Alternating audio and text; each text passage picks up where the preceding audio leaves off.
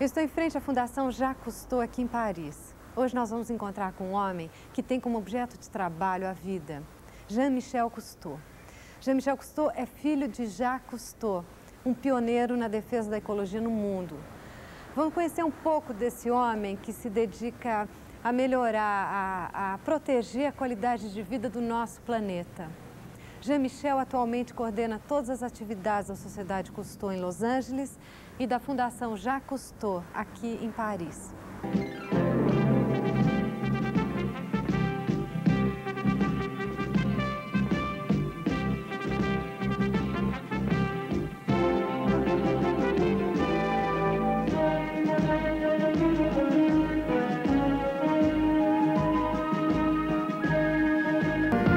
Jean-Michel, vous êtes allé en Amazonie.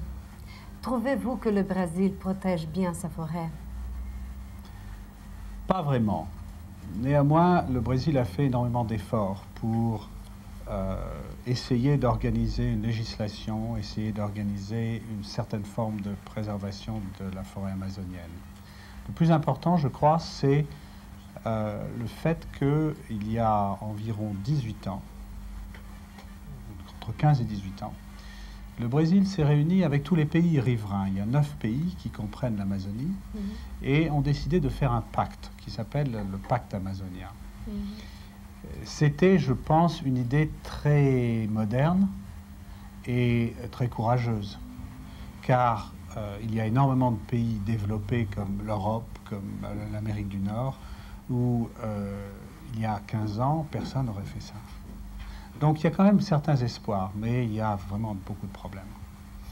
Alors, pensez-vous que d'autres pays devraient intervenir dans la gestion de l'Amazonie? Absolument pas. Je pense que l'Amazonie est un problème qui appartient à l'Amérique du Sud, qui doit être réglé par les pays riverains de l'Amazonie, entre eux. S'ils le désirent, des pays étrangers à cette région peuvent apporter leur concours, mais sur la demande des pays amazoniens, que ce soit le Brésil ou les voisins. Mais certainement, il est hors de question, philosophiquement, de s'immiscer dans la gérance de ces pays-là. Le Brésil aurait pu éviter l'épisode Chico Mendes? Oui. Absolument. Chico Mendes est une victime du symbolisme, si vous voulez. Chico Mendes représentait un espèce de rêve de la classe ouvrière, des paysans, et malheureusement, au prix de sa vie, il a mis en valeur les raisons pour lesquelles il se battait, et je pense que sa mort n'est pas cause perdue, mais au contraire sert énormément à accélérer les choses, à prendre conscience. À quoi sert? Eh bien, à essayer de comprendre que couper la forêt, ça ne résout pas tous les problèmes. Ça n'est pas en faisant venir du bétail qu'on va résoudre les problèmes humains du Brésil ou du monde entier. Comment avez-vous été menacé de mort en Amazonie? Eh bien, certains pays, le Pérou et surtout la Colombie, nous ont fait savoir, ou m'ont fait savoir, que si je devais remettre les pieds dans certaines régions de l'Amazonie, je n'en sortirais pas. Je dois dire que ce n'est pas au Brésil que ces menaces se sont présentées. Ce sont dans les pays qui font pousser la coca et qui, à l'époque, avaient des raffineries de transformation de la coca en pâte de coca et ensuite en... Pensez-vous que ces problèmes ont une solution ou nous irons détruire la planète? On peut répondre à ça de deux façons différentes. Par le raisonnement, en regardant l'histoire et les directions que sont en train de prendre les efforts portés par l'être humain, que ce soit dans la technologie, que ce soit dans les problèmes démographiques, que ce soit dans les problèmes technologiques, etc., ou l'agriculture, je suis obligé de dire que je ne vois pas comment on va s'en sortir. Je pense qu'on est sur la voie de la catastrophe. Néanmoins, il ne faut pas abandonner, parce que l'alternative n'est pas intéressante. Par contre, si je parle avec mon cœur, c'est-à-dire quelque chose qu'on ne peut pas mettre dans un ordinateur, qu'on ne peut pas programmer, qu'on ne peut pas donc prévoir, là, je dis oui, on va y arriver. On va trouver des solutions qui vont nous permettre de changer le cours des choses et de sauver la planète, de nous sauver nous, car il ne s'agit pas de sauver la planète, il s'agit de nous sauver nous. Tout ce qu'on est en train de faire, c'est pour la qualité de notre vie, nous les êtres humains. Bien sûr. Notre amour de la diversité des choses, que ce soit les plantes ou les animaux, c'est essentiellement pour nous faire plaisir. Pensez-vous qu'il est possible de se préoccuper d'écologie dans un pays sous-développé? Absolument pas. Je pense que les pays sous-développés n'ont pas la conscience, le temps, le luxe de se préoccuper de problèmes d'écologie. Et alors, comment on fait? Eh bien, il faut que les pays du tiers-monde sortent de leur situation sociale, leur situation économique, et la responsabilité incombe aux pays qui ont les moyens de le faire, et ce sont les pays qui sont riches. Et existe-t-il vraiment une préoccupation écologique au niveau du gouvernement ou tout cela n'est qu'un jeu politique? Je ne pense pas. Je pense qu'à l'époque où nous étions là-bas, il n'y avait pas de prise de conscience des gouvernements, que ce soit le Brésil ou les pays riverains de l'Amazonie. Je ne pense pas que c'était un souci de ces gouvernements-là de protéger et de mieux gérer ce capital extraordinaire que représente l'Amazonie. Les choses ont changé en quelques années, très très vite. Le Brésil en particulier a créé un ministère de l'Environnement qui n'existait pas, est devenu un pays démocratique, ça n'était pas le cas. Mais vous croyez que ça marchera? Je pense qu'on ne connaît pas de meilleur système.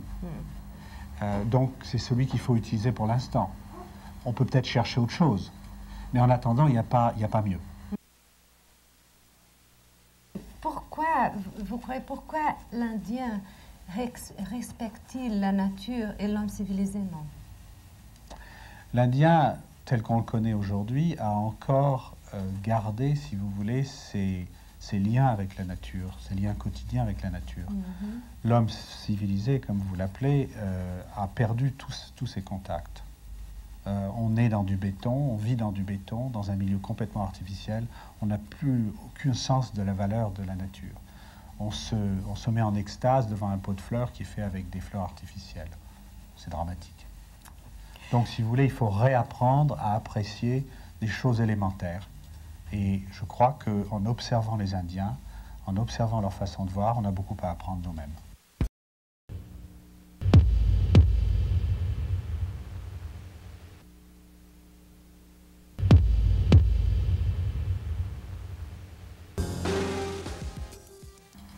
Et si vous étiez un homme politique, comment les... Grâce à Dieu, je ne suis pas un homme politique. Mais si vous étiez, comment les industries qui polluent la nature seraient punies? Il ne faut pas punir, ça ne sert à rien de punir. Non. Qu'est-ce qu'il faut faire? La politique, si vous voulez, c'est prendre un parti, c'est d'être d'un côté ou de l'autre. Moi, je suis de tous les côtés. Parce que la qualité de la vie, l'environnement, la nature, c'est pour tout le monde. Et ça m'est égal de quel bord vous êtes politiquement. Donc ça, c'est une première chose. Une deuxième chose, les industries, elles existent parce que nous achetons leurs produits. Si nous n'achetons pas leurs produits, elles n'existeraient pas. Donc, si on veut changer les choses, c'est à nous de changer. Et automatiquement, ce sera transféré sur les industries. C'est une Donc, pression? Absolument. Les industries feront ce qu'on leur demandera. Les gouvernements feront ce qu'on leur demandera. Existe-t-il vraiment un contrôle mondial sur le meurtre des animaux? Non, il n'y a pas un contrôle mondial. Il y a des efforts régionaux avec des tentatives à travers certains organismes d'essayer de demander au gouvernement de différents pays de créer des législations pour la protection et la préservation de certaines espèces. Mais il y a encore énormément de progrès à faire. Que pensez-vous de la façon d'agir de Greenpeace, par exemple? Greenpeace a des objectifs qui sont très proches des nôtres. La différence entre leur méthode et les nôtres, c'est que nous opérons toujours dans la légalité. Greenpeace emploie des méthodes qui sont quelquefois violentes, qui sont quelquefois illégales, et ça n'est pas notre façon de faire. Mais les objectifs sont les mêmes. Donc, si vous voulez, nous avons deux routes tout à fait parallèles, allant dans la même direction. Initiative privée ou gouvernement, qui est-ce qui va sauver la nature? Je ne pense pas que ce soit les gouvernements. Le gouvernement? Non. Les gens qui vont sauver la planète, c'est le public. C'est vous, c'est moi, c'est ces gens qui travaillent ici. Ce sont des efforts individuels qui s'assemblent, qui assemblent les pressions nécessaires et qui mettent les gouvernements, c'est-à-dire nos représentants, la pression populaire. En face, c'est la pression populaire, qui les mettent en face de la responsabilité et qui leur imposent nos demandes. Et ça, je crois que ça marchera. Les stars du rock sont accusées de se promouvoir à travers l'écologie. Êtes-vous d'accord? Non, je ne suis pas d'accord du tout. C'est très facile d'accuser des gens qui essayent de faire des efforts et de contribuer à quelque chose parce que ça dérange d'autres. Ceux qui sont dérangés feraient bien de les joindre. Et aujourd'hui, quels sont les principaux problèmes écologiques du monde? Le numéro un, c'est qu'il y a trop de gens sur la Terre. Il faut arrêter de faire des enfants dans les proportions où nous le faisons. Et il est évident que ça s'adresse aux pays du tiers-monde. Il faut contrôler la natalité. Contrôler, mais il faut la contrôler volontairement. Il faut la contrôler par l'éducation, il faut la contrôler par la réflexion et le fait que les couples décident d'eux-mêmes de limiter le nombre d'enfants. Et la religion. Il ne s'agit pas de l'imposer. Et la religion. Parce que la religion est une excuse. La religion est une excuse. Je vous donne un exemple. En Italie, très catholique, le pape habite en Italie. La population de l'Italie n'a pas augmenté depuis 25 ou 30 ans. Donc ce n'est pas un problème religieux, c'est un problème économique. C'est vrai. Puisque vous voyagez dans tout le monde, à votre avis, quels sont les pays qui détruisent le plus la nature? Essentiellement les pays industriels. Amérique du Nord, l'Europe de l'Ouest, particulièrement le Japon. Japon, États-Unis, Canada. Canada. Et toute l'Europe de l'Ouest. Est-il possible d'éduquer l'adulte ou bien l'écologiste doit s'apprendre à l'école? Ça commence à l'école, mais je crois que c'est jamais perdu. Les adultes peuvent très bien apprendre aussi à leur niveau. Bien sûr, les gens qui ont un métier ont beaucoup de choses à perdre. Les gens qui ont des actions, qui ont des propriétés, ils ont du mal à changer. Mais ils peuvent quand même changer. Mais on compte, nous, avant tout, sur les jeunes, sur la jeunesse, ceux qui n'ont rien à perdre. Si vous pouviez choisir une ville pour éduquer votre enfant, laquelle vous choisirez? Il n'y a aucune ville où on peut éduquer un enfant. Il n'y a aucune ville où il faut éduquer un enfant. Il faut aller dans la nature. Il ne reste pas. Il faut aller dans la nature. Où? Il y a au milieu de l'Amazonie. Allez voir les Indiens d'Amazonie, par exemple. Quels sont vos projets pour les enfants?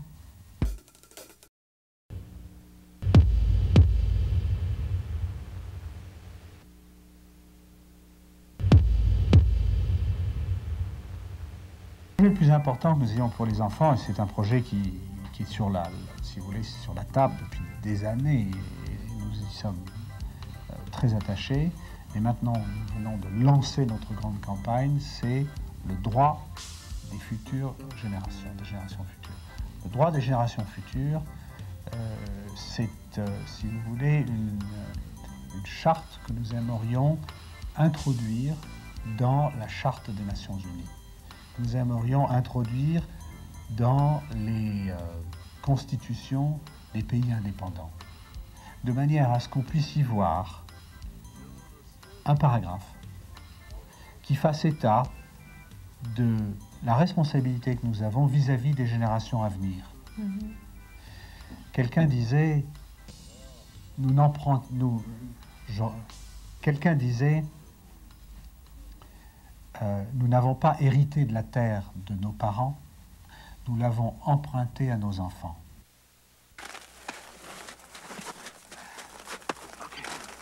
Et qu'est-ce qu'il y a à l'intérieur, là? Come out of the way. Allez, come out. Ah, here is Oko. Here is Kelly. Et puis, qu'est-ce qu'il y a encore? Bertrand. Alors, Bertrand, l'architecte, je vous remets le Then the drapeau. ceremony, brandishing the flag of tomorrow. Huh? This is a symbol that the Antarctic, you are taking over the Antarctic for future generations, for your children and grandchildren. Not for yourself, but for your children and grandchildren, okay? So we're going to put this in front of the house. Something like this. Voilà. Okay. That's great. Hold on. Ok, t'en mets dans le coin là-bas.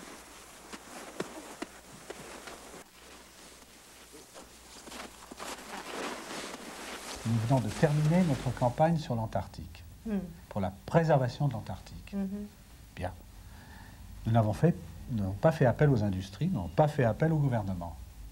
Nous avons demandé au public, par l'intermédiaire de nos adhérents, et ensuite ça fait tache d'huile, que ce soit en Europe ou en Amérique du Nord, de se manifester en signant des pétitions.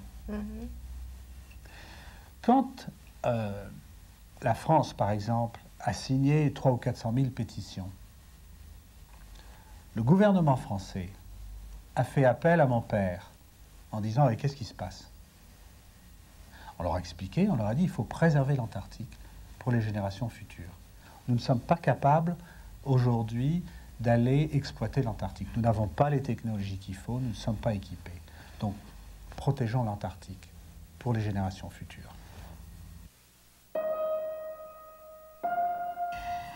Votre père est un pionnier dans l'écologie. Comment tout a commencé?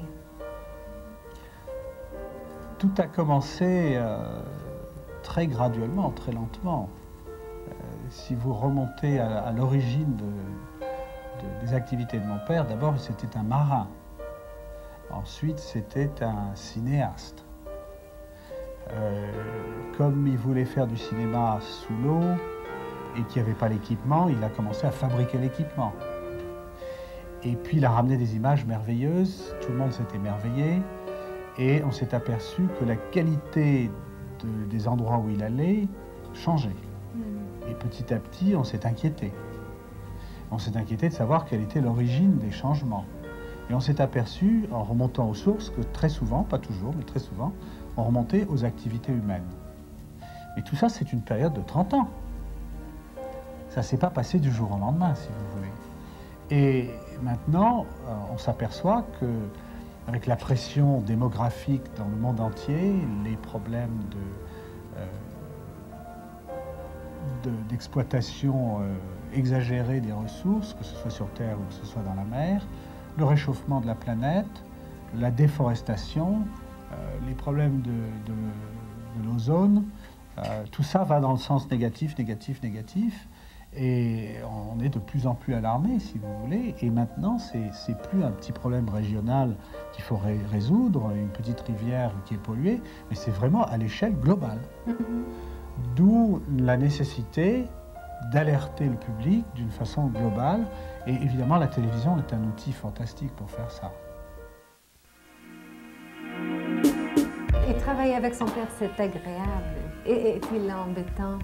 Non, oh, embêtant, tous les gens sont embêtants. À un moment donné, dans les rapports, que ce soit entre père et fils, que ce soit entre homme et femme, mari et femme, ou même amis, il y a toujours des moments difficiles. Mais j'ai eu le privilège extraordinaire de grandir à ses côtés, de le voir faire. Il ne m'a jamais forcé ou poussé dans une direction. J'ai pu faire les études que je voulais faire. Je suis architecte. Je suis architecte parce que je voulais construire des maisons sous la mer. À l'époque, j'étais fasciné par la possibilité de vivre sous l'eau. Oui, vous avez fait des îles. Des îles flottantes, etc. Et j'ai appris cette discipline qui consiste à essayer de résoudre un problème, à essayer de comprendre le problème de quelqu'un d'autre, etc. Bon. Et ce côtoiement, ces rapports avec mon père ont toujours été des rapports très très amicaux, beaucoup plus que de père à fils, c'était des rapports entre amis. Et ça, je crois que ça a aidé énormément à enlever ce qui aurait pu être désagréable entre un père qui donne des ordres à son fils, par exemple. Et ça a évolué d'une façon très naturelle et finalement très agréable. Et mes rapports avec mon père sont des rapports merveilleux. Et quand avez-vous décidé de suivre les pas de votre père? D'une façon ou d'une autre, j'ai toujours un peu suivi, si vous voulez. Bien que j'étais dans la branche de la conception, du design, j'ai fait beaucoup d'enseignements aussi. L'enseignement sur l'écologie, sur l'histoire de la plongée, sur l'architecture marine, etc. En quoi votre travail est différent de celui de votre père? Je pense qu'il n'est pas du tout différent. Je fais surtout marcher la branche nord-américaine de nos activités. Lui est plus concentré sur l'Europe. Nous nous voyons très souvent, au moins une fois par mois, généralement 2 ou 3. Et nous alternons. Il fait un film en France, je fais un film aux États-Unis. Mais est-ce que vos films sont plus politiques que ceux de votre père? Disons que j'ai plutôt tendance à aller dans cette direction-là et à un peu forcer les choses dans cette direction-là. Et je trouve chez mon père un accord là-dessus. Et je ne veux pas dire qu'il me suit, pas du tout, mais je crois que lui aussi va dans ce sens-là. Comment faites-vous pour concilier la recherche scientifique avec la réalisation de films? Vous touchez un point là qui est un petit peu délicat parce qu'il y a effectivement une certaine compétition, il y a un certain conflit entre aller faire un film et faire de la science. On s'est aperçu qu'on ne peut pas faire les deux en même temps. Donc en général, nous faisons la part des choses. Mais vous avez toujours fait tous les deux en même temps? Non, pas vraiment. Il y a le moment scientifique et puis il y a le moment du cinéma. On donne la priorité à la science ou on donne la priorité au cinéma. Ça ne veut pas dire qu'on n'est pas ensemble. Mais on ne peut pas faire indépendamment l'un de l'autre des recherches et du cinéma.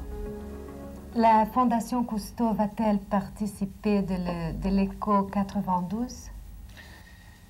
L'événement 1992 au Brésil est un événement très important. Pour nous, émotivement, puisque nous avons passé 2 ans en Amazonie, mais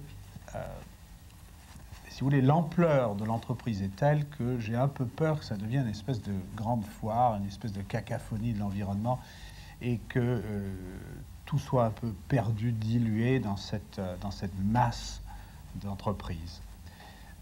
Nous aimerions participer, mais à une seule condition, et c'est ce à quoi nous sommes en train de réfléchir, c'est d'avoir un impact, c'est de faire la différence, si vous voulez. C'est de ne pas y aller juste pour des palabres.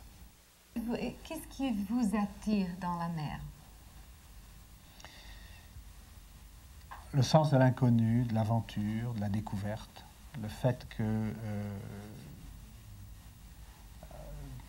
le contact de l'eau, si vous voulez, cet élément qui est tridimensionnel, où vous pouvez évoluer comme un poisson, comme un oiseau, ce que nous ne pourrons pas faire sur Terre à cause de la gravité, et toujours découvrir, voir des choses nouvelles et pouvoir partager cet émerveillement avec le public.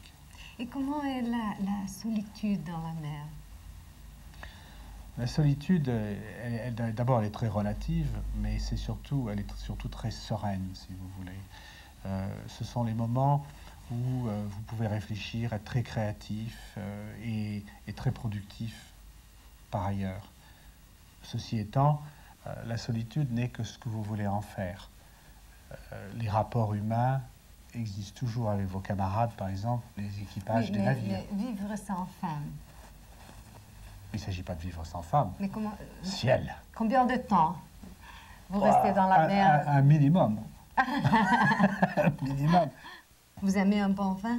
Ah oui, beaucoup. Ah oui, beaucoup? Oui, bien sûr. Ouais. En dehors du caipirinha, j'aime beaucoup le vin. Caipirinha aussi? C'est très fort, la cachasse. Caipirinha, on a bu beaucoup de cachasse. Jean-Michel, c'est un plaisir de bavarder avec vous. Merci. Alors, merci pour tout. Bonne chance au Brésil. Bonne chance à vous. Merci.